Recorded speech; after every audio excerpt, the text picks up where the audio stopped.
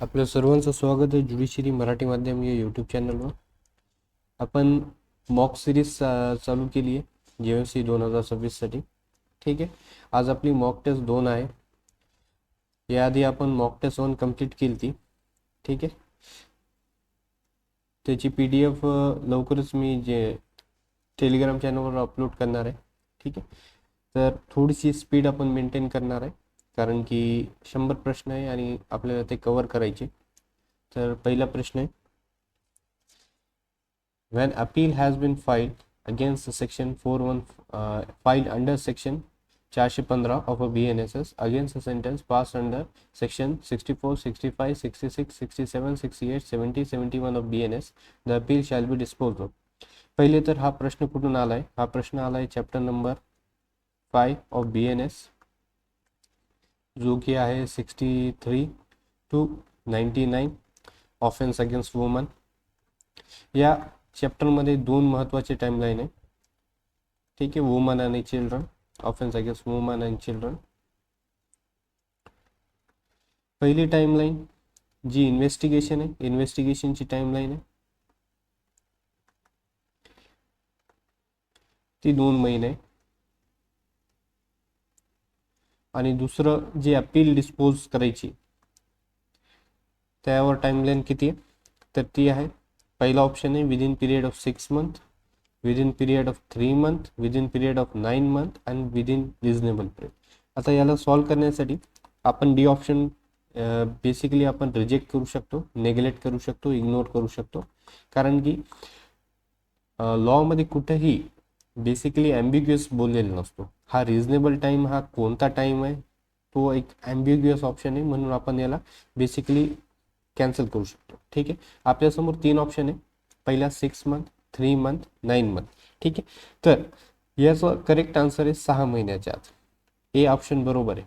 ठीक आहे, 6 महिन्याच्या आत जी काही अपील या सेक्शनच्या कन्व्हिक्शनमध्ये आलेली आहे त्यांचं 6 महिन्याच्या आत अपेलंट कोर्टनं तो डिस्पोज करायचं, अशी टाइमलाईन 415 मध्ये दिलेली आहे. ठीक आहे, पुढचा प्रश्न, which section of BNSS provide for the submission of high court submission to the high court of an order of a death sentence passed by the session court prior to its execution. जे काही section आपल्याला section 22 of BNSS मध्ये जे काही आपल्याला power of court पाहायला भेटते, आपल्याला इथं पॉवर ऑफ हायकोर्ट आणि सेशन कोर्ट भेटते. सेशन कोर्ट सेक्शन 23 मध्ये आपल्याला JMC ची पॉवर बघायला भेटते. ठीक आहे, तर सेक्शन 22 मध्ये सेशन कोर्टाला पॉवर आहे की ते कॅपिटल सेंटेन्स पास करू शकतात subject to the confirmation by high court. Capital sentence can be passed by session court, can be passed by session court subject to the confirmation by high court. तर तो confirmation कोणत्या section मध्ये जाणार आहे, म्हणजे section 22 मध्ये सेशन कोर्ट पास करणार, परंतु तो कन्फर्मेशन साठी कोणत्या सेक्शन मध्ये हायकोर्टासमोर जाणार आहे. ठीक आहे, तर ते आपल्याला विचारलेलं आहे. अशा प्रकारच्या प्रश्नांना आपण इंडेक्स बेस्ड प्रश्न म्हणतो. ठीक आहे, तर यासाठी खूप सोपे प्रश्न असतात, फुकटचे मार्क असतात. तर यांना सॉल्व्ह करण्यासाठी जे इंडेक्स असतो ते फक्त पाठ करायचं असतं. ठीक आहे, तर जर तुम्ही इंडेक्स पाठ केला असेल, सर्व सेक्शन पाठ केले असेल, तर तुम्हाला येणार 407 मध्ये ते कन्फर्मेशनसाठी जात. ठीक आहे, बी ऑप्शन बरोबर आहे. पुढे जाऊया. No court shall take the cognizance of offense if offense is punishable for term exceeding 1 year but not exceeding 3 year. हा आपल्याला लिमिटेशन वरून प्रश्न आलेला आहे. ठीक आहे, तर आपल्याला क्रिमिनल कोर्टचे लिमिटेशन कसे ते थोडंसं एक्सप्लेन करतो मी. जर पहिले ए मध्ये फाईन ओनली असेल तर त्याचं लिमिटेशन पिरियड काय, 6 महिने. 6 महिन्याच्या आत तुम्ही काय करायचं, त्याचं बेसिकली कॉग्निझन्स घेण्याची कोर्टाकडे पॉवर आहे, तुम्ही कंप्लेंट करू शकतात किंवा बेसिकली तुम्ही जे काही तुमची प्रोसिजर आहे FIR वगैरे करू शकतात, म्हणजे 138 मध्ये पण कंप्लेंट होत असते. बी मध्ये काय कॉग्निझन्सचं, की जर ऑफेन्स पनिशेबल आहे एका वर्षाच्या खाली, ठीक आहे, लेस देन 1 इयर, तर याचं टाइम पिरियड काय, 1 वर्ष. सी मध्ये 1 ते 3 वर्ष, याचं 3 वर्ष. आणि जर एखादा ऑफेन्स हा डी मध्ये 3 पेक्षा जास्त असेल तर त्याची काही टायमिंग नाही, अनलिमिटेड टाइम आहे. तर आपल्याला इथून या क्वेश्चन मध्ये कुठून प्रश्न आलाय, 1 ते 3 वर्ष म्हणजे offence is offence punishable for term exceeding 1 year, म्हणजे एका वर्षापेक्षा जास्त आणि 3 वर्षापेक्षा कमी. तर याचा कॉग्निझन्सचा टाइम काय, 3 वर्ष. तर करेक्ट ऑप्शन आहे डी. ठीक आहे. आता 14 नंबरचा क्वेश्चन आहे, under which section of BNSS inherent power can be exercise by the high court. हा जो लास्टचा चॅप्टर आहे, चॅप्टर नंबर 39 ऑफ BNSS, तिथून प्रश्न आलेला आहे, इनहेरेंट पॉवर ऑफ हायकोर्ट.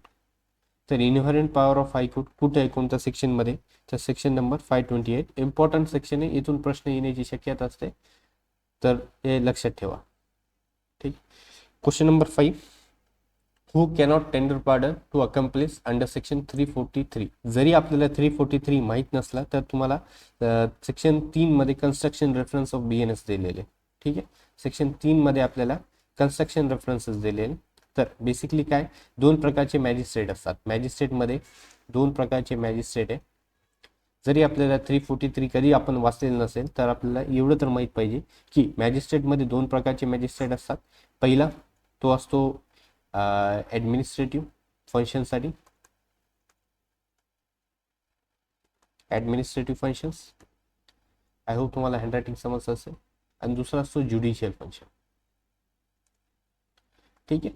तर ॲडमिनिस्ट्रेटिव्ह फंक्शन कोण करीत असतात, तो करत असतो आपले DM साहेब, SDM साहेब किंवा एक्झिक्युटिव्ह मॅजिस्ट्रेट. ठीक आहे. आणि या ज्युडिशियल फंक्शनमध्ये आपले JMFC 1 किंवा 2 किंवा CJM किंवा सेशन कोर्ट हे सगळे ज्युडिशियल मॅजिस्ट्रेट आहे. तर 343 मध्ये कोणती, त्याने क्वेश्चन मध्ये सांगितले की कोणती प्रोसिजर आहे, ती procedure tender pardon. Tender pardon म्हणजे काय, क्षमा याचना. तर ही प्रोसेस ज्युडिशियल आहे. तर यामध्ये आपल्याला नेगेशन मध्ये विचारलंय की खालीलपैकी कोणता मॅजिस्ट्रेट करू शकत नाही क्षमा याचना. तर CJM तो ज्युडिशियल मॅजिस्ट्रेट आहे, तो करू शकतो. JMFC फर्स्ट क्लास तो करू शकतो कारण की ज्युडिशियल आहे. तर एक्झिक्युटिव्ह करू शकत नाही कारण की डी तर ऑल ऑफ द अबोव दिलेला आहे, तर तो आन्सर नसणार. तर बरोबर आन्सर काय, बी. ठीक आहे. क्वेश्चन नंबर 6, हू, हा रिपीट आला, sorry. Question number 7,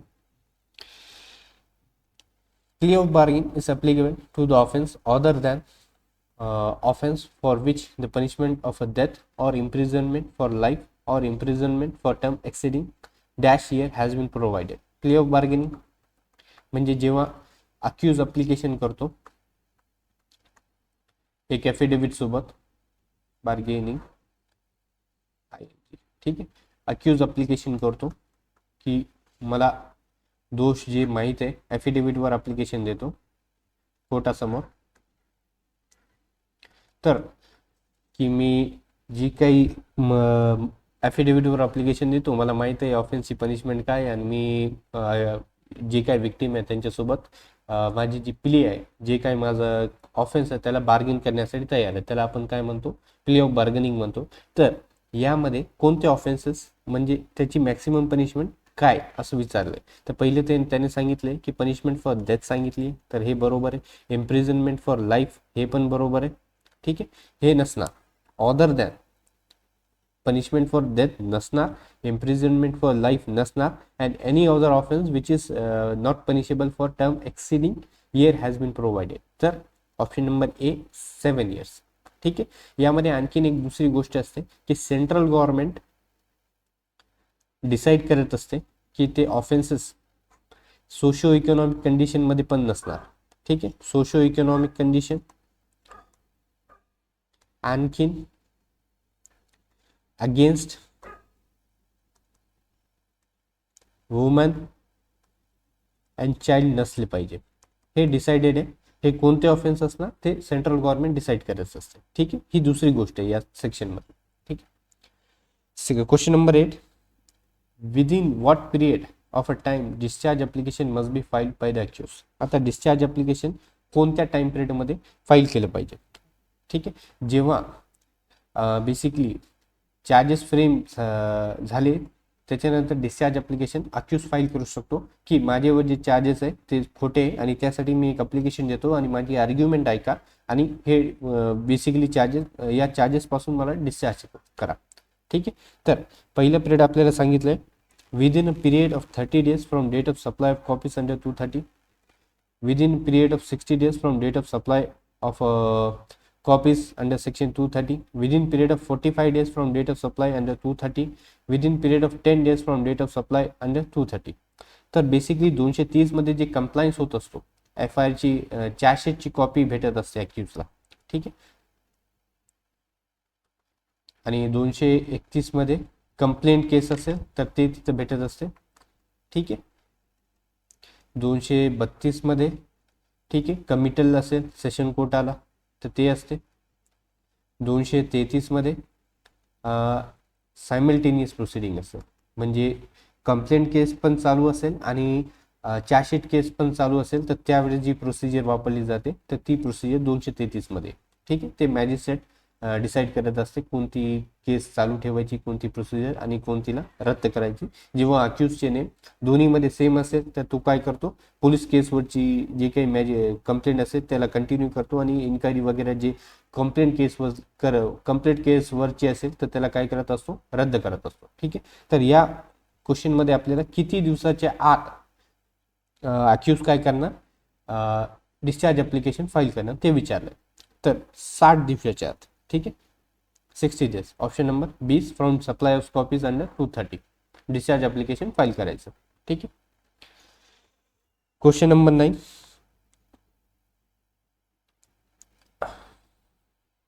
What is the maximum amount of compensation that can be given under 260 if opinion of the court there was no reasonable cause for making accusation? 260 मध्ये जे डिफेमेशनची proceeding असते त्यामध्ये जेव्हा कोर्टाला असं वाटतं की कोणताही बेसिकली रिझनेबल कॉज नसताना एक ॲक्युजेशन आरोप दुसऱ्या व्यक्तीवर लावलं गेलं आहे तर त्यावर जी फाईन आहे ते किती मॅक्सिमम किती असणार. ठीक आहे. तर तो असणार 5000. ठीक आहे. 5000 डायरेक्ट नंबर आहे लक्षात ठेवा इम्पॉर्टंट आहे. 260 मध्ये डिफॉर्मेशनची प्रोसिडिंग सांगितली आहे. ठीक आहे. कुठून येते ही प्रोसिडिंग ती येते 222 मधून. ठीक आहे. 222 ची प्रोसिडिंग 260 मध्ये इनिशिएट केली जाते. 5000चा फाईन आहे आणि हा फाईन सिव्हिल जे काय असते सिव्हिल दाव्याचं वेगळं असतो. म्हणजे अक्यूजला वाटलं की माझ्यावर हे आरोप जे होते हे चुकीचे होते त्यांचं काही व्हॅल्यू न होती तर तो एक सिव्हिल दावा पण दाखल करू शकतो आणि त्याला जे पेमेंट भेटणार ती वेगळी असणार, जे काही कंपन्सेशन भेटणार ती वेगळी असणार. ही कोर्टाकडून जे बेसिकली ज्या कोर्टासमोर ही अक्युजेशन लावले गेले होते तर तो कोर्ट कंपन्सेशन प्रोव्हाइड करत असतो रिजनेबल कॉस्ट नसल्यामुळे. Question number 10. Offence of the same kind committed by the person accused of more than one offense within the space of a 12 month, whether it is in respect of the same person or not, may be charged with and tried at the one trial under BNSS. How many offenses? Section number 242. ठीक आहे. Of BNSS या section मधून हा प्रश्न आलेला आहे. ठीक आहे. या सेक्शन मध्ये आपल्याला काय दिलेलं आहे की जेव्हा एक accused within span of 12 month same काइंडचे ऑफेन्स करत असतो तर त्याला एका ट्रायल मध्ये can be tried in one trial for that offence for that kind of offence for that same kind of offences. ठीक आहे. तर ते किती ऑफेन्सेस आहे ते आपल्याला विचारले. 2, 5, 4 आणि 3. बरोबर उत्तर आहे 5. ठीक. Question number 11. Under section 230 of BNSS, within how many days magistrate shall furnish the accused and the victim free of cost copies of police report and other document? 14 days. ठीक आहे. 14 दिवसाच्या आत from production of appearance of accused. 10 days from date of production of appearance, 20 days, 7 days. तर 230 मध्ये जे compliance होत असतो, चार्जशीटची copy दिली जाते अक्यूजला, तर किती दिवसाच्या आत ते सबमिट करणार, तर 14 दिवसाच्या आत. ठीक आहे. Question number 12.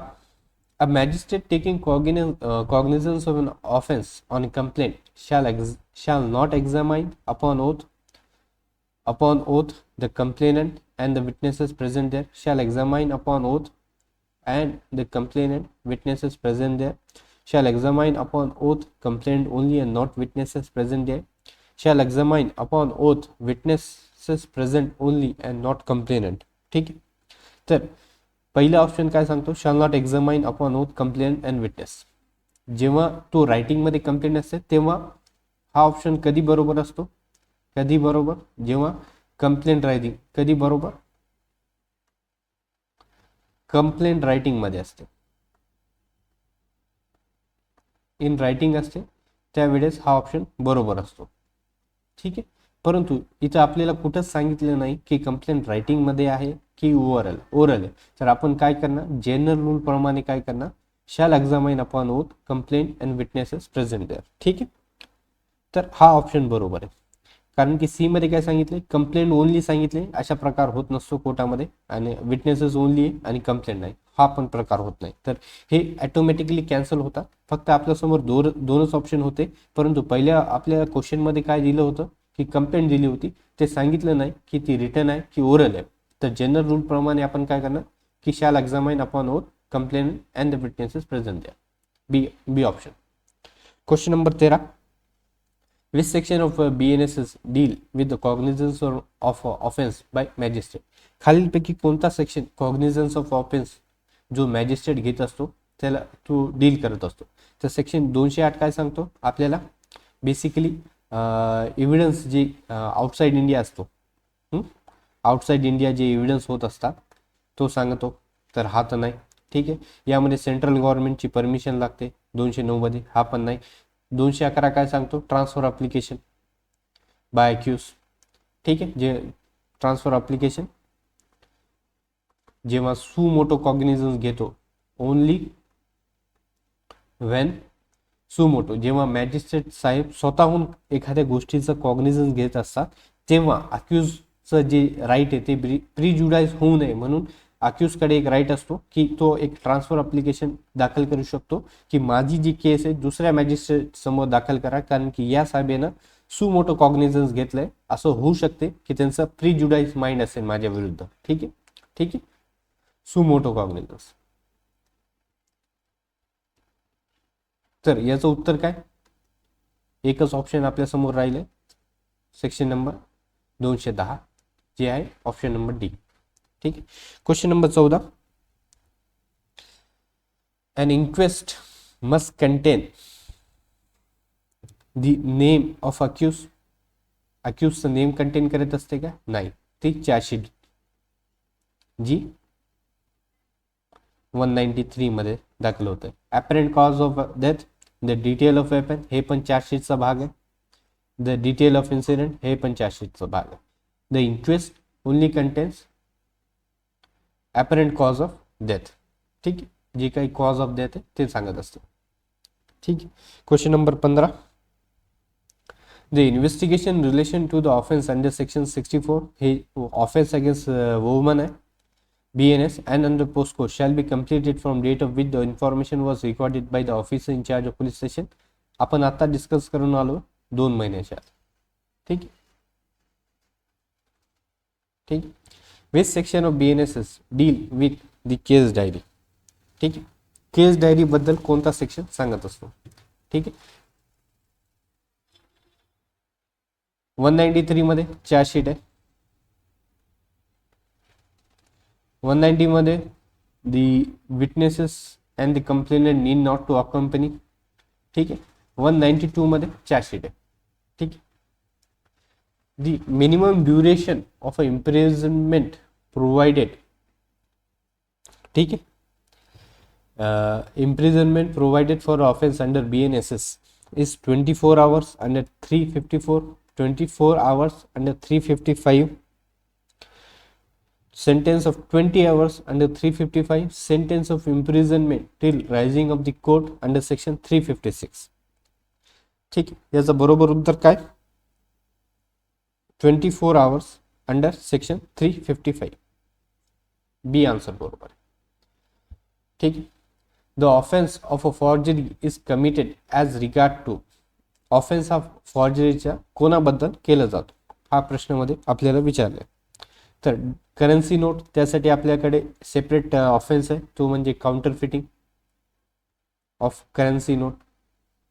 ठीक आहे, तो सेपरेट ऑफेन्स आहे. Government currency note and document सेमच ऑफेन्स आहे. Document and electronic record. ठीक आहे, तर हा ऑप्शन बरोबर आहे. आर्टिस्टिक वर्टला आपण बेसिकली दुसऱ्या सेक्शनमध्ये पनिश करतो, किंवा त्याला आपण आर्टिस्टिक वर्कला आपण जे काही पेटंट किंवा कॉपीराइट पण येऊ शकतात, जर सॉन्ग कॉपीराइटेड असेल तर ते दुसरा ऑप्शन. ठीक आहे, तर यामध्ये सी ऑप्शन बरोबर आहे. ठीक आहे. X with the view to murder Y enters Y's bedroom at night when Y is out of station. X is guilty of. ठीक आहे, X हा Y च्या बेडरूम मध्ये गेला.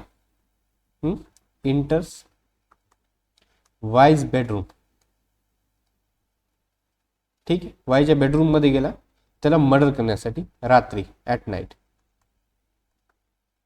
ठीक आहे, परंतु Y हा आउट ऑफ स्टेशन आहे. तर कोणता ऑफेन्स झाला इथं? ठीक आहे, तर इथं कोणता ऑफेन्स झालाय? मर्डर झालेलाच नाहीये, कारण की वाय आउट ऑफ स्टेशन आहे. ठीक आहे, house trespass, attempt to murder ते पण झालेलं नाहीये, कारण की कोणती इंजुरी नाहीये. तर फक्त एकच ऑफेन्स झालाय, ते म्हणजे house trespass. Option number B. ठीक आहे. C essential ingredient of an offence of mischief. Mischief याला मराठीमध्ये काय म्हणतात? रिष्टी असं म्हणतात. ठीक आहे, रिष्टी असं म्हणतात मराठीमध्ये. ठीक आहे, essential ingredient of an offence of mischief: intention to cause destruction of property, intention to change the nature of property, intentionally causing wrongful loss or damage to the property of another by destroying or diminishing its value, none of the above. पहिले destruction of property, पण ती कशासाठी? हा destruction of property होत असते मिसचिफ मध्ये, परंतु इथं कशासाठी केले ते सांगितले का? ते सांगितलं नाही. Intention to change nature of property हा होत नाही, कारण की डिस्ट्रक्शन होत असतो मिसचिफ मध्ये. तर सी ऑप्शन मध्ये बेस्ट ऑप्शन आहे intentionally causing wrongful loss or damage to the property of another by destroying or diminishing its value. तर सी ऑप्शन हा बरोबर आहे. ठीक आहे, क्वेश्चन नंबर 21. ठीक आहे, for the offence of cheating intention to cheat should be present. म्हणजे चीटिंगसाठी इंटेन्शन कधीपासून असली पाहिजे, हा आपल्याला विचारलेला. ठीक आहे, इन दी एंड नाही, ऑफेन्स झाल्यानंतर म्हणजे तो डिफेन्स घेऊ शकतो की ऑफेन्स झाल्यानंतर तरी इंटेन्शन झाले नाही पाहिजे. ठीक आहे, इन दी मिडल नाही, बोथ अबव. जर अबव जर एंड येत असेल तर बोथ अबव नसणारच, फ्रॉम दी व्हेरी बिगिनिंग पाहिजे. D option. ठीक, X is an agent for Y. There is an contract between X and Y that all sum remitted by X to all sum remitted by y to x shall be invested by x according to y's direction. Y remits 10 lakh rupee to x with the direction to invest in the same in infrastructure bond. X dishonestly disobey the direction and put the money in his own business to generate more profit. X has committed. ठीक है, X हा basically एक व्यक्ती आहे आणि Y हा त्याचा agent आहे. ठीक आहे, एक्सचं बोलणं असं आहे की मी तुला पैसे देणार 10 लाख रुपये, तू काय करायचं? इन्व्हेस्ट करायचे कुठं? Infrastructure bond. ठीक आहे, इथं इन्व्हेस्ट करायचे इन्फ्रास्ट्रक्चर बॉन्ड मध्ये. ठीक आहे, बॉन्ड मध्ये इन्व्हेस्ट करायचे. तर एक्स वाय काय करतो? एक्सने जे दिलेले 10 लाख रुपये ते इथे इन्व्हेस्ट करीत नाही, परंतु स्वतःच्या बिझनेसमध्ये इन्व्हेस्ट करतो. कशासाठी? More profit of X. एक्सला जास्त प्रॉफिट होण्यासाठी काय करतो, स्वतःच्या बॉन्डमध्ये इन्व्हेस्ट करतो. ठीक आहे. तर इथं ऑफेन्स कोणता झालेला आहे त्याला तो आपल्याला विचारलाय. पहिला ऑप्शन आहे नो ऑफेन्स. असं तर होऊ शकत नाही, कारण की एक्सची डायरेक्शन होती की तू काय करायचं, इन्फ्रास्ट्रक्चर बॉन्डमध्येच इन्व्हेस्ट करायचे. ठीक आहे. परंतु वायने काय केलं, स्वतःच्या कंपनीमध्ये इन्व्हेस्ट केलं. ठीक आहे. तर नो ऑफेन्स तर होणार नाही. Criminal misappropriation of property. Property misappropriate झाली का इथं, नाही झाली आहे, परंतु त्या सेन्समध्ये झाली नाही. तिथं त्यानं स्वतःच्या बिझनेसमध्ये इन्व्हेस्ट केले. ठीक आहे. C criminal breach of trust हा झालेला. ठीक आहे. कारण की जे ट्रस्ट होतं एक्सचं वायवर, त्याला बिट्रे केलंय, त्याला धोका दिलाय, स्वतःच्या कंपनीमध्ये इन्व्हेस्ट केले, स्वतःची कंपनी त्याची लॉसमध्ये पण जाऊ शकते. तर त्यानुसार त्यानं त्याचं काम केलेलं नाहीये आणि तो एजंट आहे. ठीक आहे. क्रिमिनल ब्रीच ऑफ ट्रस्ट हा ऑफेन्स इथं झालेला आहे. हा इलिस्ट्रेशन पण तिथूनच आलेला आहे. ठीक आहे. हा इलिस्ट्रेशन बेस्ड क्वेश्चन आहे.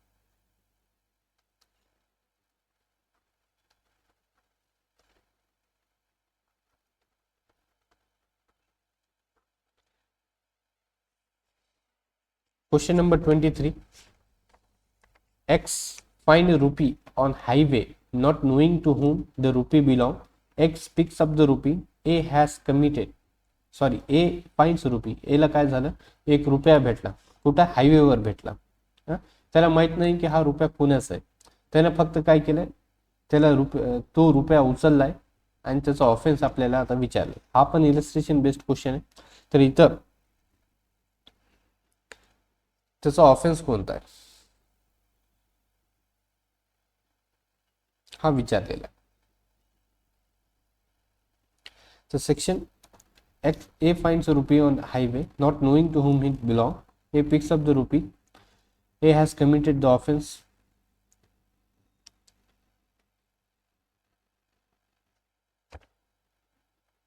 त्याने कोणताच ऑफेन्स केलेला नाही. ठीक आहे. None of the above.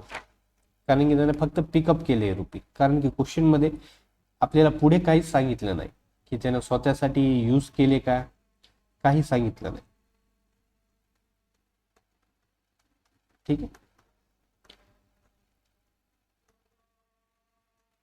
ठीक आहे. तर तू कोणताही ऑफेन्स त्याने केलेला नाही.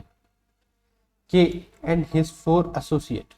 आता के आणि त्याचे 4 लोक असोसिएट आहे. Attempted to commit a theft at the place of Y and cause hurt to Y. They were forced to retreat without collecting the bounty because of the stiff resistance by the inmate they are guilty of. के आहे, के हा पहिला व्यक्ती आहे आणि त्याचे 4 associate आहे. Total किती झाले, 4 आणि 5 लोक झाले. ठीक आहे. इथं क्वेश्चनचा क्रक्स आहे. आपण काय करतो, आपण वाचताना के वाचतो आणि 4 असोसिएट वाचतो. तर आपल्या डोक्यातून काय, फक्त हे 4 लक्षात राहतं. ठीक आहे. परंतु केला आपण विसरून जातो. एक्झामच्या बेसिकली स्पीडमध्ये क्वेश्चन सॉल्व्ह करण्यासाठी आपण केला विसरून जातो. फक्त 4 लोक आहे म्हणून काय करतो, पुढे जातो. Attempted to commit the theft. चोरी करण्यासाठी गेलते वायच्या जागेवर. वायनं तर आणि त्यांनी काय केलं, वायला हर्ट पण कॉज केली. ठीक आहे. इथं हर्ट झाली आहे. थेफ्ट प्लस हर्ट, ठीक आहे, इक्वल टू रॉबरी. हा ऑफेन्स रॉबरीचा झालाय. कारण की थेफ्ट पासूनच रॉबरी होते, थेफ्ट पासूनच एक्सटॉर्शन तयार होत असतो. परंतु इथं काय, एकापेक्षा जास्त लोक, 4 पेक्षा जास्त लोक आहे. आणि जेव्हा रॉबरी ही 5 लोकांपासून केली जाते, तेव्हा तो कोणता ऑफेन्स तयार होत असतो. ठीक आहे. तो ऑफेन्स तयार होत असतो D, dacoity. Section 310 of BNS. हा डकोइतीचा ऑफेन्स तयार होतो. त्यांची इंटेन्शन काय होती की तुम्ही 4 लोक वाचले पाहिजे आणि डायरेक्ट तुम्ही इथं रॉबरी क्लिक केलं पाहिजे. ठीक आहे. कारण की आपण केला विसरून जातो आणि त्यामुळे काय होत असतो, के आणि 4 लोक म्हटले काय, 5 होतात. 5 झाले की तिथे डकोइतीचा ऑफेन्स होत असतो. ठीक आहे.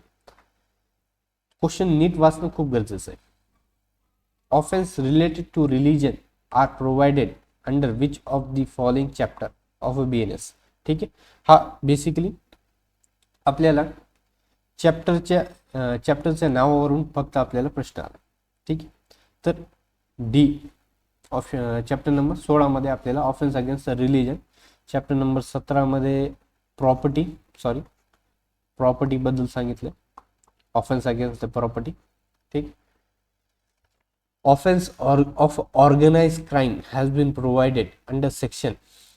ऑर्गनाइज क्राईमचं जे ऑफेन्स आहे कोणत्या सेक्शनमध्ये प्रोव्हाइड केलेलं आहे. ठीक आहे.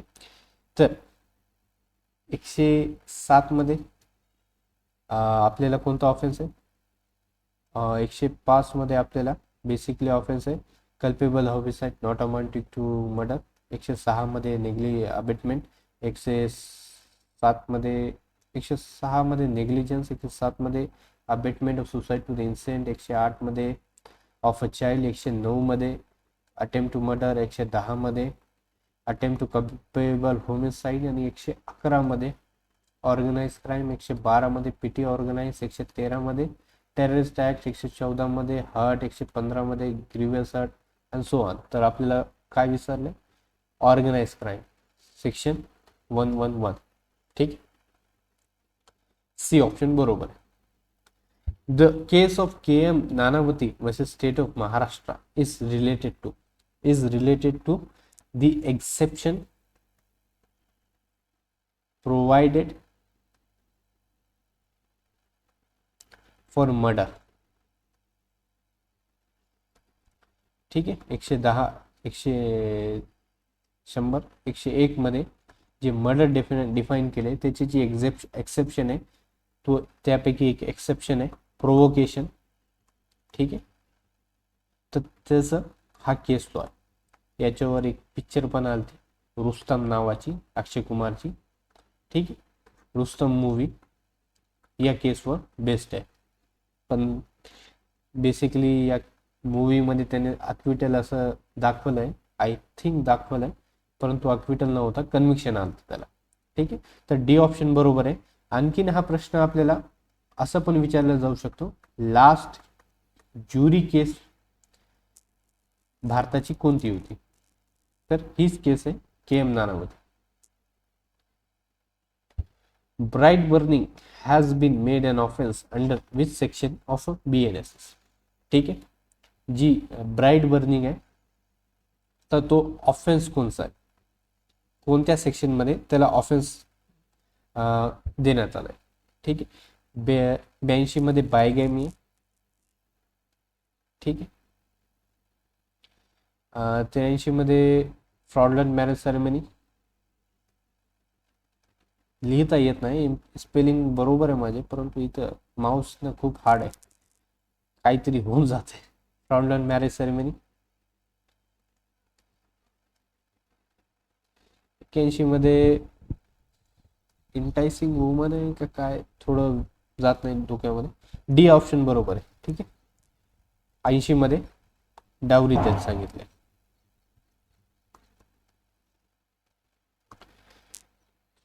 Question number 29. For offence committed under section 71 of BNS the punishment shall be. तर 376E मधला हा प्रश्न आहे.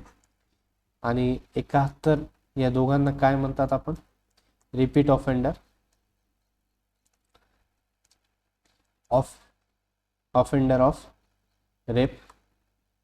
तर त्याची पनिशमेंट काय, सोपी पनिशमेंट आहे, लाईफ इम्प्रिझनमेंट किंवा डेथ. ठीक. Question number 30.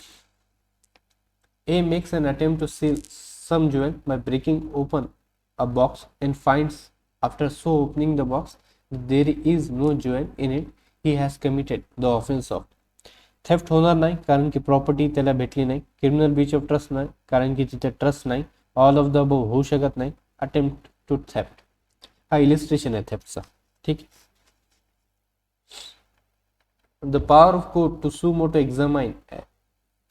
examine any person at any stage is under. हा इंडेक्स बेस्ड क्वेश्चन आहे, सेक्शन 168 ऑफ BS. इम्पॉर्टंट क्वेश्चनच काढले मी, अननेसेसरी काढलेले नाही. जिथून प्रश्न येण्याची शक्यता आहे तेच सेक्शन इथं आपल्याला म्हणजे विचारण्याची शक्यता आहे ते सेक्शन मी इथं बेसिकली ऍड केले, ते क्वेश्चन मी ऍड केले. अँड अकम्प्लिस म्हणजे कोण असतो, साथीदार.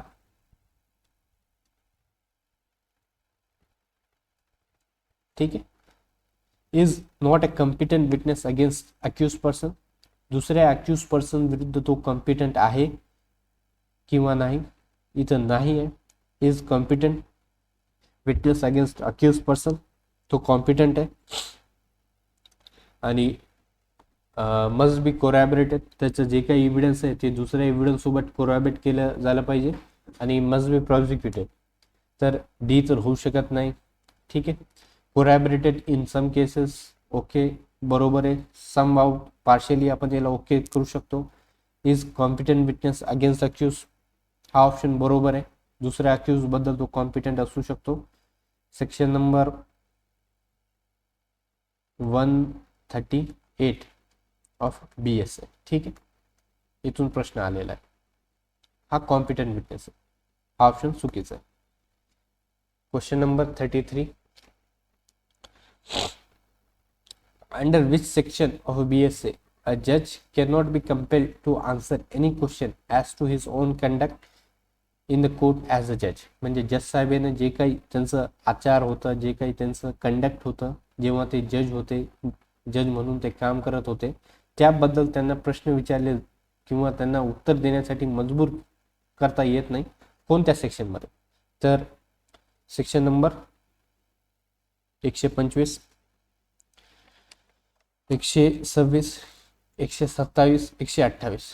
127 इंडेक्स बेस्ड क्वेश्चन आहे. Which section of a BSA the provision of estoppel is given? ठीक आहे. एस्ट्रोपलचे जे प्रोव्हिजन आहे ते कोणत्या सेक्शनमध्ये दिलेले आहे? तर 121 ते 123, 121 ते 124, 122 ते 126, 121 ते 128. ए ऑप्शन बरोबर आहे. 121 ते 123. Under which section of BSA presumption as to dowry debt is dealt? तर याला आपण कनेक्ट करू शकतो 80 ऑफ BNS सोबत. ठीक आहे. तर 118 बरोबर आन्सर आहे. For the presumption of a death under section 111 of a BSA, the person is shown to not be hurt for the period. हा खूपच जुना प्रश्न आहे आणि सर्वांना माहित आहे. 7 इयर पाहिजे. 7 वर्षापासून त्या पर्सन बद्दल कोणाला काहीच ऐकलं नाही पाहिजे, काहीच माहित नाही पाहिजे, कोणी त्याला पाहिलेलं नाही पाहिजे. तर त्याला कोर्ट काय करतो? प्रिझ्युम करतो की तो आता या जगामध्ये नाही आहे. ठीक. 37 play of alibi can be establish under section. Play of alibi कोणत्या सेक्शन मध्ये एस्टॅब्लिश करता येतो? तर section 106. A agree to sell B his white horse in writing. A has 2 white horses and it becomes uncertain as to which horse was sold. Here the document there is. आता या document मध्ये ए ने सांगितलंय की मी तुला माझं जे सफेद कलरचं घोडं आहे ते तुला सोल्ड करणार आहे. रायटिंग मध्ये दिलंय त्याला. ठीक आहे. परंतु ए कडे 2 सफेद कलरचे घोडे आहे. आता त्याला बी ला सांगितलं नाही की या 2 पैकी मी तुला कोणता देणार आहे. तर या डॉक्युमेंट मध्ये आपल्याला कोणत्या प्रकारची ॲम्बिग्युटी आहे, ठीक आहे, ते विचारली आहे. पेटंट म्हणजे पहिल्यापासून ॲम्बिग्युटी आहे का? लेटेंट नंतर ॲम्बिग्युटी समजण्यात आली आहे का? सी नो ॲम्बिग्युटी आणि D none of the above. ठीक आहे. पेटंट ॲम्बिग्युटी आहे का? एकदम सुरुवातीपासूनच इथं ॲम्बिग्युटी आहे का? नाही आहे. कारण की इन रायटिंग मध्ये त्यांना सांगितलंय, बी ने अग्री पण केलंय, परंतु नंतर बीच्या लक्षात आलं की ए कडे काय 2 हॉर्सेस आहे. आता माझा कोणता आहे ते बीच्या क्वेश्चन मध्ये. तर याला आपण लेटेंट ॲम्बिग्युटी म्हणतो. ठीक आहे. 39 execution of document may be presumed if the document is dash year old. आता execution of a document presume कधी करता येतो? ठीक आहे. तर तो 30 इयर्स साठी करता येतो. Section number 92 of a BSA. ठीक. What is a private document? आता प्रायव्हेट डॉक्युमेंट खालीलपैकी कोणता आहे? Document executed in a family. ठीक आहे. Secret document, document in custody of a private person, document other than public document. हे पण वर्षे बरोबर आहे, परंतु इथं बेस्ट आन्सर डी आहे लॉ प्रमाणे. अदर दॅन पब्लिक डॉक्युमेंट म्हणजे प्रायव्हेट डॉक्युमेंट. सगळे डॉक्युमेंट ऍड होतात ऑटोमॅटिकली, ते सगळे डॉक्युमेंट या डी ऑप्शन मध्ये ऍड होतात. फॅमिली डॉक्युमेंट ऍड होतो, पब्लिक पण असू शकतो. सिक्युरिटी डॉक्युमेंट पब्लिक पण असू शकतो. ठीक आहे. कस्टडी इन प्रायव्हेट तो पब्लिक आणि प्रायव्हेट असू शकतो, परंतु इथं डी मध्ये डायरेक्ट काय सांगितले, अदर दॅन पब्लिक म्हणजे काय, तो private. Question number 41, which one of the following section relate to secondary document. खालीलपैकी कोणत्या सेक्शन मध्ये सेकंडरी डॉक्युमेंट दिलेले, 61, 79, 59, 62 तर 58 मध्ये सेकंडरी डॉक्युमेंट दिले. Photocopies made from the original are म्हणजे ओरिजिनलची फोटोकॉपी तयार केली तर ऑटोमॅटिक तो कोणता डॉक्युमेंट होत असतो, तर तो सेकंडरी एव्हिडन्स होत असतो. ठीक आहे. Right to lodge caveat has been provided under dash section. Caveat सीपीसीच्या कोणत्या सेक्शन मध्ये लॉज करता येईल, 148, 148 ए, 148 बी, 147. तर बरोबर ऑप्शन हा इम्पॉर्टंट क्वेश्चन आहे, कॅव्हिएट मधून येऊ शकतो प्रश्न. ठीक आहे. याला 5 स्टार करा. तर कुठून येऊ शकतो, ऑप्शन नंबर बी हा बरोबर option. Under which section of a CPC inherent power of the court has been provided. आताच आपण हायकोर्टचे पॉवर वाचून आलो 528 ऑफ BNSS. आता आपल्याला या क्वेश्चन मध्ये सीपीसीचे जे सीपीसी मध्ये ते कुठे दिले. ठीक आहे.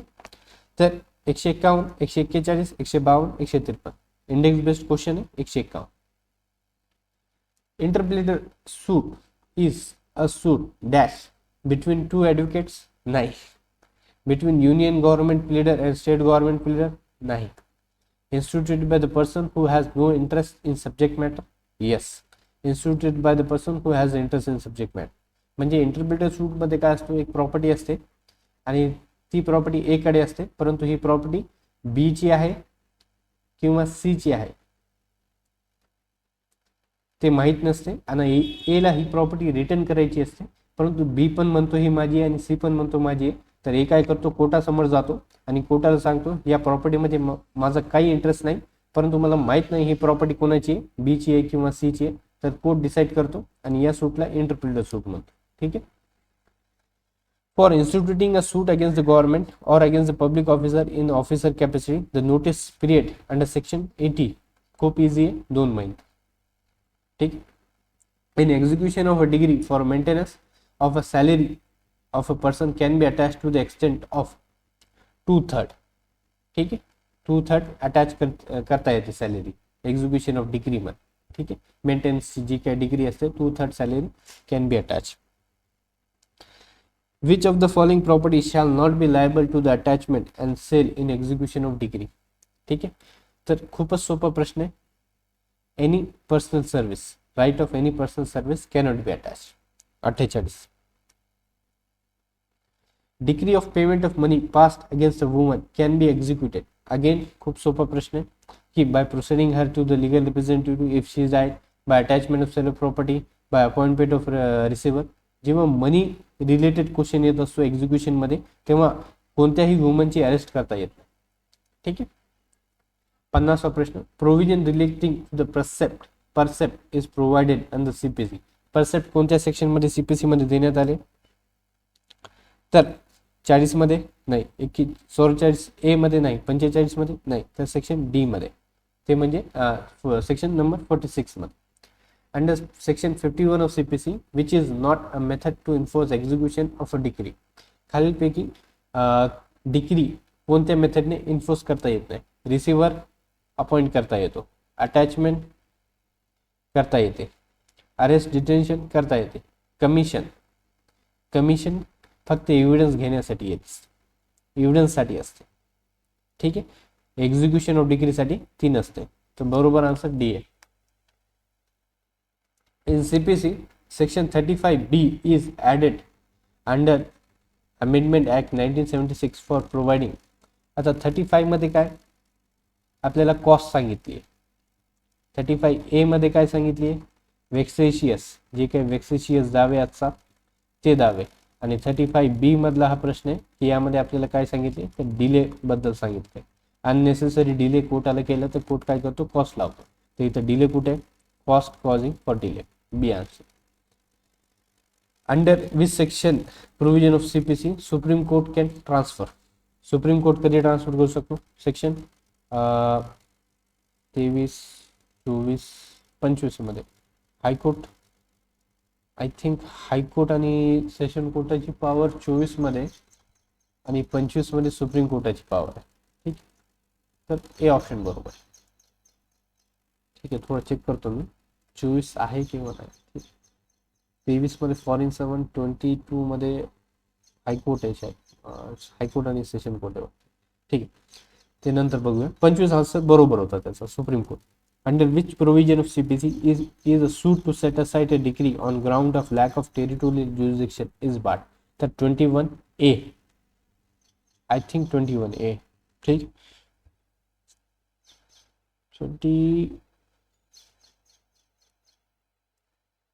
21 मध्ये ऑब्जेक्शन, 22 मध्ये, 21A मध्ये बार्ड, 22 मध्ये ऍप्लिकेशन. ठीक आहे, आणि 36 म्हणजे ते तर एक्झिक्युशन मध्ये गेलं डिग्री. तर 21Aच आहे असं. ठीक आहे, 21Aच आहे confirm. The protection of life and personal liberty under article 21 कोणाला अवेलेबल आहे? इथं प्रश्न प्रोटेक्शन ऑफ लाईफ आणि पर्सनल लिबर्टी विचारतात. तर कोणाकोणाला अवेलेबल आहे? Available to citizen only, available to any person, not available to enemy alien, not available to the person arrested under preventive detention law. तर कोणाकोणाला अवेलेबल आहे? प्रत्येक व्यक्तीला अवेलेबल असते पर्सनल लिबर्टी आणि जे काही लाईफ आहे. कोणते राईट फक्त सिटीजनला असतात? ते एम्प्लॉयमेंट राईट. ठीक आहे, ते सिटीजन आहे. ठीक आहे, त्यानंतर जे काही रिझर्वेशन, त्यानंतर सिटीजनसाठी, त्यानंतर जे काही वोटिंग राईट आहे ते सिटीजन राईट्स आहे. ठीक आहे, परंतु life, protection of life and personal liberty हे प्रत्येक व्यक्तीला अवेलेबल आहे. Which article of the constitution protects x post facto law? X post facto law कोणत्या आर्टिकल प्रमाणे प्रोटेक्ट केलेले आहे? ठीक आहे, तर 22 मध्ये तर डिटेन्शन सांगितले आपल्याला, तर हा तर नाही. आर्बिटरी डिटेन्शन पासून प्रोटेक्शन आहे. 21 मध्ये right to life and liberty. ठीक आहे, 20 मध्ये एक्स पोस्ट फॅक्टो लॉस पासून प्रोटेक्शन दिले. ठीक आहे, which of the following article of the constitution of India is related to liberty of press? सर्वांना माहिती आहे, आर्टिकल नंबर 19. ठीक आहे, freedom of speech. Practicing untouchability is, untouchability article number 17, 18 मध्ये टायटल आहे. ठीक आहे, तर अनटचेबिलिटी हा व्हायलेशन ऑफ कॉन्स्टिट्यूशनल राईट आहे, बरोबर. क्रिमिनल ऑफेन्स आहे, बरोबर. SC/ST जे ऍक्ट आलेला आहे, SC/ST prevention of untouchability act, तर तो ऍक्ट पण आहे आणि ते क्रिमिनल ऑफेन्स पण आहे. तर सी ऑप्शन बरोबर. The right of equality before law contained in Article 14 of the Constitution is available. Again आपल्याला कोणत्या व्यक्तीला कोणता राईट अवेलेबल आहे ते विचारलंय. ठीक आहे, याआधी आपल्याला डिटेन्शन बद्दल विचारलं होतं, आता इक्वॅलिटी बिफोर लॉ विचारलं. तर कोणत्या पर्सनला, परंतु इथं ऑप्शन बघा कसे आहे. Natural person, legal person, citizen of India, हा पर्सन, पर्सन्स वेदर नॅचरल और लिगल. तर हा डी ऑप्शन बरोबर आहे. फरक पडत नाही, कारण की एखादी कंपनी पण बेसिकली कंपनीला पण सू करता येतो, आणि जेव्हा ती कंपनी आपल्याला डिफेंड करत असते स्वतःला, तर ती ॲज अ लिगल पर्सन म्हणून डिफेंड करत असते, आणि त्याला पण इक्वॅलिटी बिफोर लॉ हा राईट अवेलेबल असतो. The objective of article 30 of constitution is to secure the paramountcy of a fundamental right, limit the legislative power, define the word law, expand the powers of the court. ठीक आहे, तर legislative power limit करतो का? X post factor law वगैरे ते doctrine of Eclipse मध्ये protect करत असतो. डिफाईन वर्ड लॉ करतो का? लॉ पण इथं आय थिंक डिफाईंड आहे. ठीक आहे, लास्टमध्ये ते जे काही डेफिनेशन कस्टम वगैरे दिलेली, expand the power of court नाही, हे करत नाही. तर बेस्ट आन्सर इथं काय, secure the paramountcy of fundamental right. तुम्हाला जरी 4 ऑप्शन बरोबर दिसत असेल एकापेक्षा जास्त, तर बेस्ट ऑप्शन तुम्ही नेहमी चूज केलं पाहिजे. ठीक आहे. The authority to alter the boundaries of state is in India rest with. हा प्रश्न कुठून आलेला आहे? आर्टिकल नंबर 1 काय आपल्याला काय सांगतो? Union and it's territory. ठीक आहे.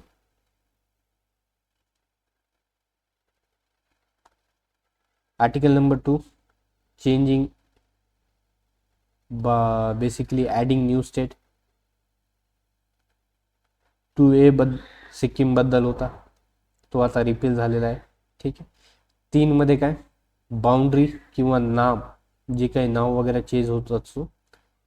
ठीक आहे, एन नेम, तर ते चेंज होत असतात.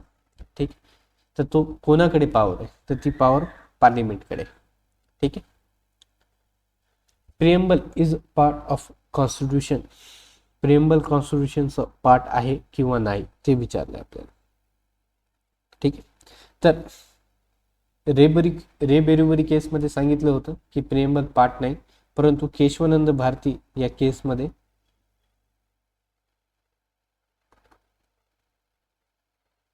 सांगितलं की preamble is part of constitution. तर ए ऑप्शन बरोबर. Preamble of constitution of India secure all it's citizen. काय सिक्युअर करत असतो?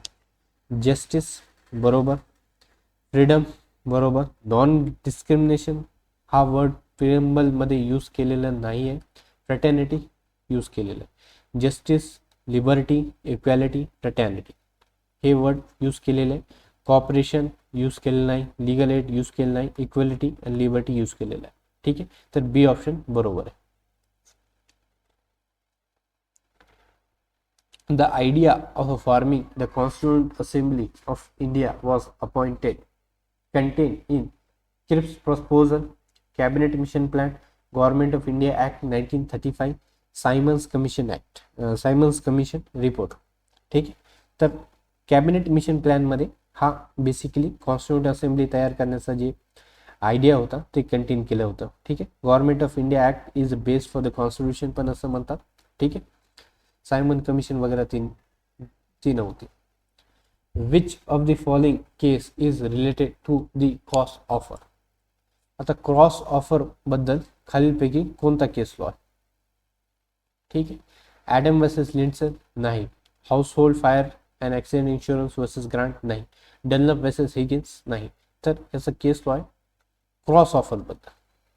ठीक आहे. क्रॉस ऑफर बद्दल टिन वर्सेस हॉफमॅन हा केस लॉ आहे. क्रॉस ऑफर काय असतो? जेव्हा दोन पार्टी, आता लिहित नाही, दोन पार्टी जेव्हा सेमच ऑफर एकमेकांना देत असतात, त्यांना माहीत नसते की त्याच्याकडूनच सेम ऑफर आलंय मला आणि मी पण सेमच ऑफर त्याला देत असतो. म्हणजे एक प्रॉपर्टी सेल करायची ही, आणि ए सांगतो की मी तुला सेल करणार आहे 10 लाख मध्ये. ठीक आहे, सेल करणार, आणि बी पण त्याला ऑफर देतो मला बाय करायची 10 लाख मध्ये. ठीक आहे, 10 लाख मध्ये ही प्रॉपर्टी.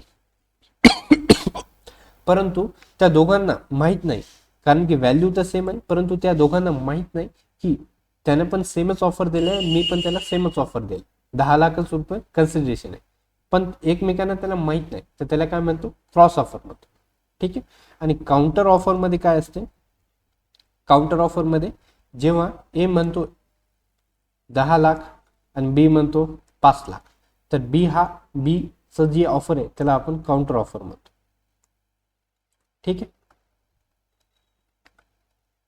तर याचा case law Tinn versus Hoffman. Which one of the following is not essential for consideration. It must be given at the desire of promisor. हा महत्वाचा आहे. व्हॅल्युएबल, काहीतरी व्हॅल्यू असली पाहिजे, बरोबर. लॉफुल कन्सिडरेशन सेक्शन 23 बरोबर. ॲडव्होकेट असणं गरजेचं नाही. ठीक आहे. परंतु हा ग्राउंड असू शकतो, त्याची कन्सेंट फ्री आहे किंवा नाही. ठीक आहे. आय थिंक सेक्शन 25 मध्ये हा दिलेला आहे की हा ग्राउंड असू शकतो की कन्सेंट फ्री होती किंवा नाही, की इनएड्युकेट जेव्हा कन्सेंट असेल कन्सिडरेशन असेल तर तो ग्राउंड कोर्ट मानू शकतो, की असं समजू शकतो कोर्ट की इनएड्युकेट कन्सिडरेशन आहे, की त्याची कन्सेंट फ्री आहे किंवा नाही, ते एक क्वेश्चन तयार कोर्टाच्या मनामध्ये करू शकतो सेक्शन 25 प्रमाणे. Every promise and every set of promise forming consideration for each other is agreement. Acceptance नाही, ऑफर नाही, कॉन्ट्रॅक्टसाठी ते लॉफुली इन्फोर्सेबल असणं गरजेचं आहे 2H प्रमाणे. ठीक आहे, तर ॲग्रीमेंट आहे. For acceptance mere mental resolve to accept would not be sufficient. There must be some external manifestation of intent by speech, writing or act. It was held by Supreme Court in Fazal Lahi versus East Indian Railway Corporation, M. Nanjappa versus MP Mutin Swami, Dudgal versus Loring, Bhagwan Das versus Girdhari Lal. तर हा famous केस law आहे. याला telephonic communication पण असं म्हणतात. Communication, ठीक आहे. हा फोनवर एक्सेप्टन्स दिली होती भगवान दास आणि गिरधारी लाल या केस लॉ मध्ये. तर डी ऑप्शन हा बरोबर आहे. The term consensus at Adam. आता कन्सेन्सस ॲट ॲडम म्हणजे आयडियाज, ॲड म्हणजे एकसारखे, कन्सेन्सस मनातील आयडिया, ॲडम कन्सेन्सस म्हणजे मनातील, ॲडम म्हणजे आयडिया. ठीक आहे. Means no agreement can have more than one meaning. हा तर असू शकत नाही. Agree in the same way, हा पार्शली बरोबर आहे. पण इथं सी मध्ये काय, to agree on the same thing in the same sense, हा बेटर आन्सर आहे. ठीक आहे. To agree different object in the same sense, हा होऊ शकत नाही. तर सी, बी आणि सी मध्ये कन्फ्युज होऊ शकतात म्हणून, परंतु जेव्हा सी हा बेटर आन्सर आहे, बेस्ट ऑप्शन आहे म्हणून C. A contract which is विटिलिएटेड by undue influence is declared as to which of the following by Indian contract act. म्हणजे जेव्हा कन्सेंट ही अनड्यू इन्फ्लुएन्सने घेतली जाते तर तो कॉन्ट्रॅक्ट कोणता असणार आहे, इनव्हॅलिड असणार आहे किंवा वॉइड असणार आहे किंवा इलिगल असणार आहे किंवा वॉइडेबल असणार आहे. तर वॉइडेबल असणार आहे at the option of party.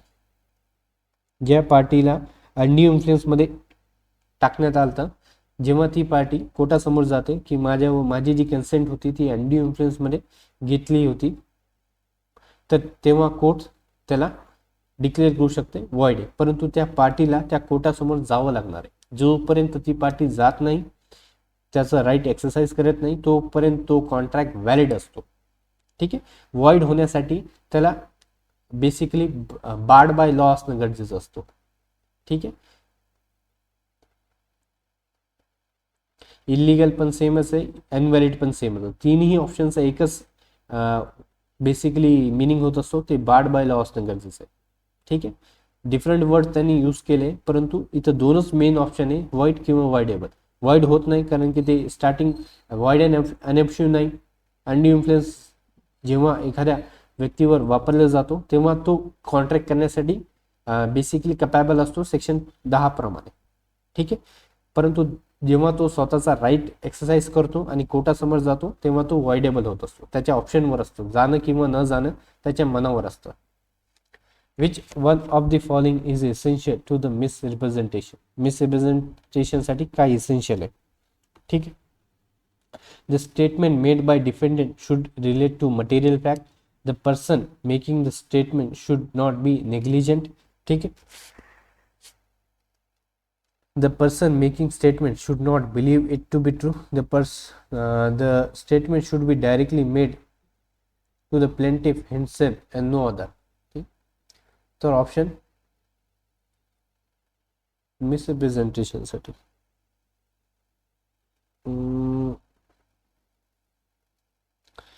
The statement directly made to plaintiff no other, हा तो होऊ शकत नाही. The person making statement should not believe it to be true.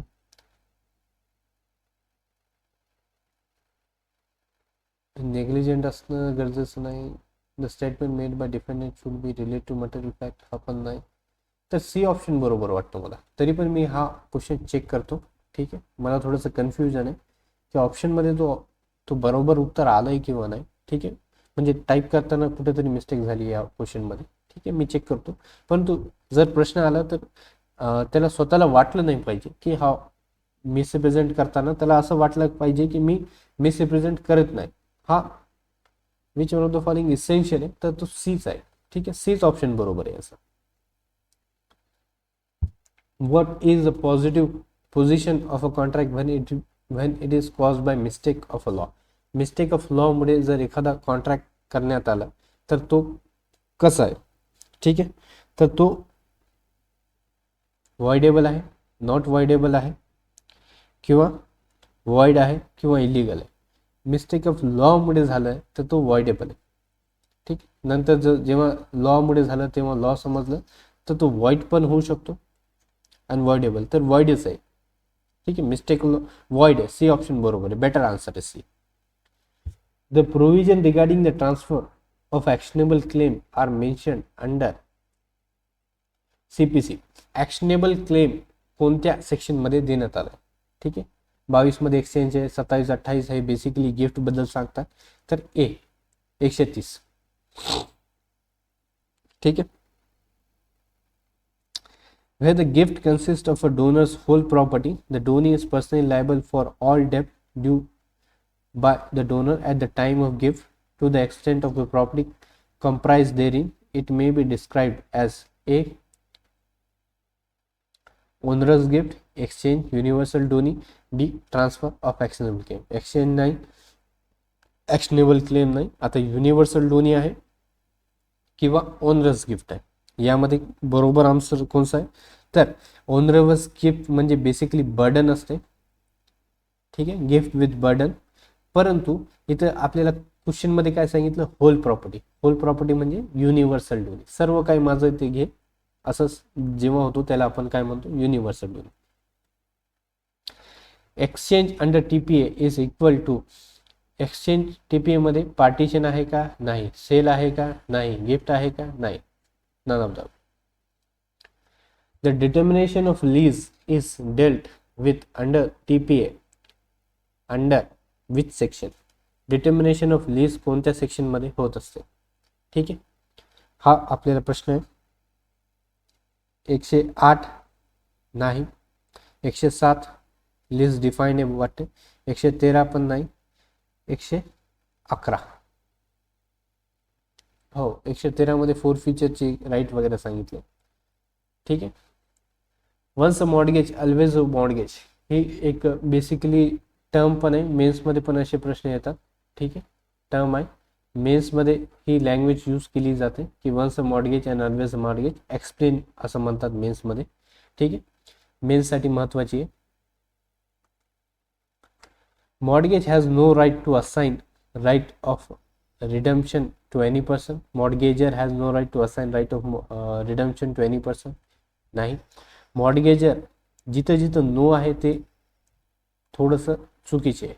म्हणजे तुम्ही जेव्हा टाइम नसेल तर ते नो कट करून पण बेसिकली बरोबर उत्तर शोधू शकता. ठीक आहे, mortgagor has no right to assign mortgagee डेप्ट टू एनी अदर पर्सन, हे पण चुकीचं आहे, हे पण चुकीचं आहे. Mortgagee cannot redeem after expiry of fix time, तसं पण नाही. मॉर्गेज इज ऑलवेज रिडीमेबल, हा ऑप्शन बरोबर आहे. ठीक आहे, D option.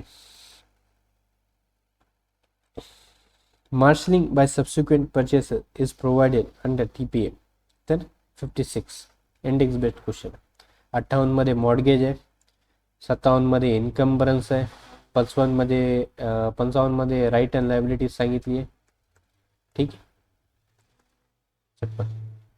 The definition of sale is contain under TPA. Sale हा कोणत्या सेक्शन मध्ये देण्यात आलाय? 105 पासून आपल्याला काय चालू होतं? बेसिकली हा कुठे गेला? 105 मॉर्गेज मध्ये वाटतं. हा 100 नाही, हा चार्ज मध्ये गेला. ठीक, तर डेफिनेशन ऑफ सेल कुठे दिली? तर सी मध्ये दिली, 54 मध्ये. The TPA for the transfer of property for the benefit of unborn person can be made. Unborn person साठी जेव्हा प्रॉपर्टी ट्रान्सफर केली जाते ती कोणत्या प्रकारे केली जाते? ठीक आहे, तर creation of prior interest in favour of a living person for any period, ठीक है, vesting of right directly to unborn person, ठीक है, creation of prior interest in favor of living person till the existence of unborn person, either to the unborn or living person. Directly अनबॉर्नला property जात नसते, हा option चुकीचा आहे, ठीक आहे. Creation of prior interest in favour of living person for any period नसतो, फक्त त्याच्या मेजॉरिटीपर्यंत असतो. जी अनबॉर्नची मेजॉरिटी असते ती मेजॉरिटीपर्यंत तो टाईम असतो, ठीक आहे. हा पण ऑप्शन चुकीचा आहे. Section number 13 of a TPA इथून प्रश्न आलेला आहे. तर vesting of right directly unborn person हा पण चुकीचा आहे. तर राईट आन्सर आहे creation of prior interest in favour of a living person till the existence of a unborn person.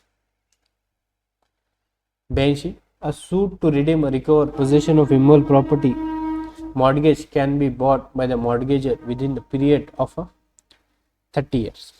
30 years limitation time आहे मॉर्गेज प्रॉपर्टी वापस किंवा फॉरक्लोज करण्यासाठी. Limitation act applies to only civil suit, only criminal suit, both civil and criminal, civil, criminal and service matter. बरोबर answer आहे फक्त civil, कारण की क्रिमिनलमध्ये आपण वाचून आलो जे काही टाइम पिरियड आपण आता फाईन ओनली वगैरे स्टार्टिंगच्या क्वेश्चनमध्ये स्टडी करून आलो. स्वतःचा एक चॅप्टर पण आहे, आय थिंक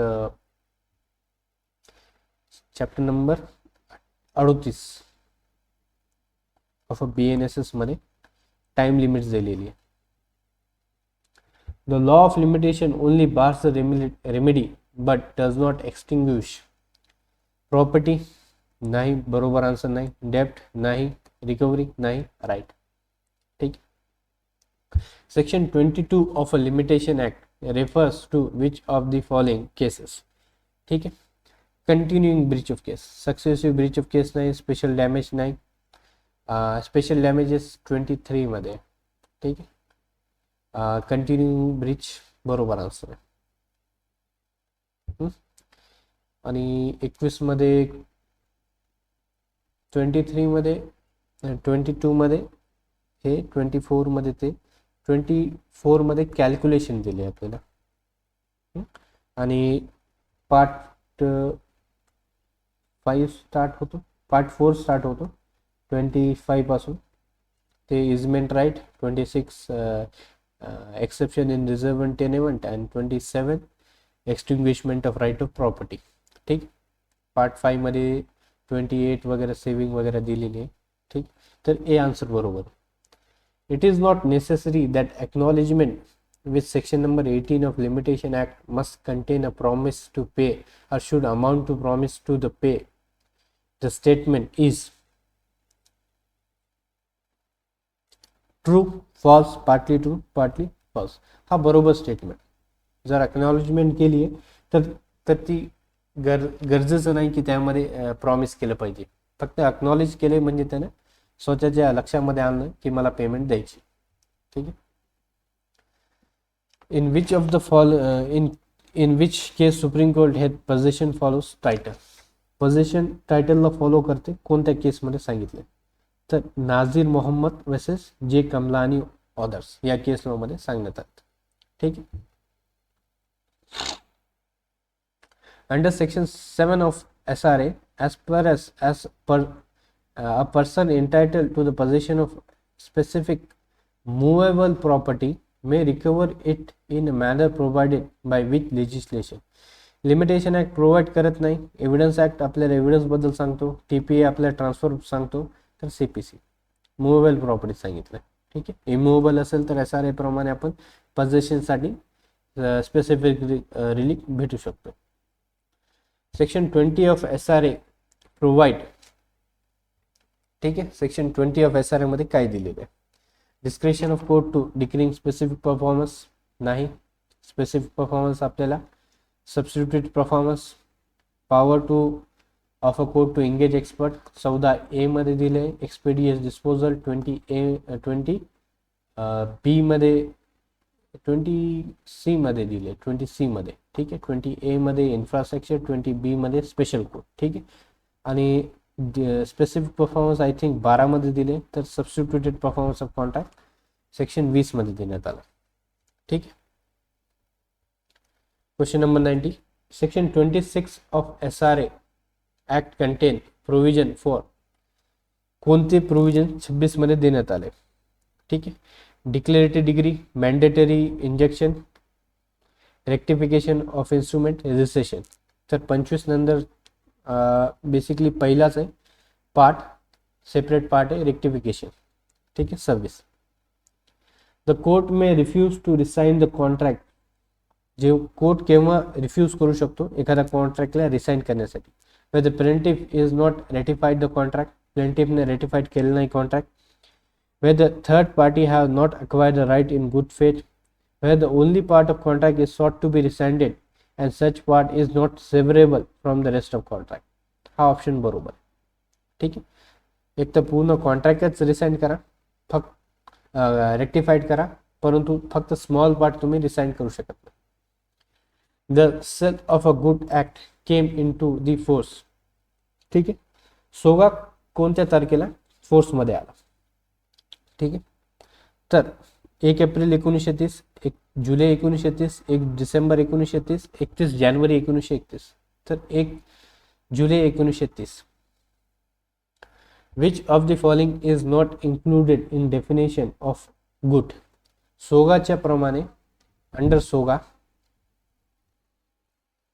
ॲक्शनेबल क्लेम हे इन्क्लुडेड नाही.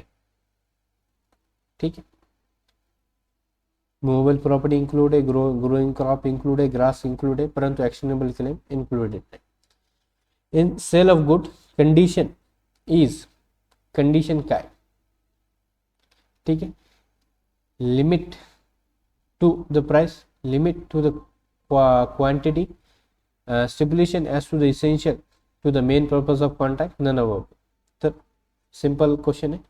Stipulation essential to the main purpose of a contract. ठीक आहे. आणि वॉरंटी कशाला म्हणतात, जी इसेंशियल नसते. Which one of the following is provided under section 9 of sale of a goods act. Condition as to warranty नाही, agreement to sell नाही, ascertain price. Under section 2B of Indian Partnership Act, business include every trade occupation, every occupation and profession, every trade occupation and profession. ठीक आहे. तर C option बरोबर आहे. The historic case laying down the test for determining the existence of partnership. हा खूप महत्वाचा केस law आहे, लक्षात ठेवा. कॉक्स आणि हिकमॅन.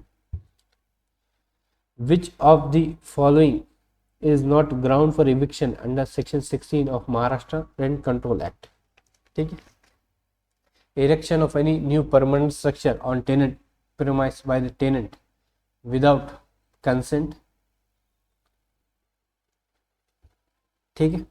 Written consent of lawful with written consent of a landlord for unlawful subletting. ठीक है. Acquisition of suitable alternative residence by tenant.